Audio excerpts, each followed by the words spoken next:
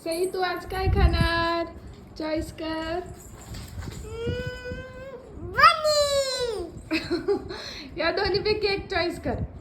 चल कर पटकन एक घे. घे पटकन एक. अरे वा काय दाखव दाखव दाखव दाखव.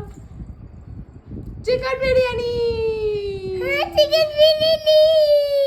माझ्या प्रिन्सेसला चिकन बिर्याणी खायची होती, मग लगेच तयारी सुरू केली आणि मी माझ्या पद्धतीने चिकन बिर्याणी दरवेळी बनवते आणि तिला खूप आवडते कारण मी खूप सोप्या पद्धतीने बनवते. तुम्हाला आवडली तर तुम्ही पण नक्की करून पहा. इथं मी अर्धा किलो चिकन घेतला आहे. त्यामध्ये टाकला आलं लसूण पेस्ट, लाल तिखट, चिकन मसाला आणि अर्धा वाटी दही. शेवटी 2-3 मिरच्या टाकल्या आणि चवीनुसार मीठ टाकलं. हे सगळं आपल्याला मिक्स करून घ्यायचं आहे आणि 2 तास मॅरिनेट होण्यासाठी बाजूला ठेवून द्यायचं आहे. माझ्या बाळाला जरी बिर्याणी खायची असली तरी तिच्या पप्पांना मात्र चिकन 65 खायचं होतं. मग चला त्याची पण तयारी करून घेऊ. इथे मी अर्धा किलो बोनलेस चिकन घेतला आहे. त्यामध्ये थोडंसं दही, आलं लसूण पेस्ट, चिकन मसाला, लाल तिखट आणि अंदाजे मीठ टाकलं आहे. हे सगळं मिक्स करून मॅरिनेट करायला ठेवून देऊ. मग घेतली बिर्याणी करायला. कांदा उभा चिरून घेतला आणि लगेच परतायला घेतला. त्याचा रंग सोनेरी झाला की लगेच आपण मॅरिनेट केलेलं चिकन त्यामध्ये टाकणार आहोत. चिकन त्यामध्ये टाकल्यानंतर सर्व एकजीव असं मिक्स करून घ्यायचं आणि 5 मिनिट वाफेवर ठेवायचं.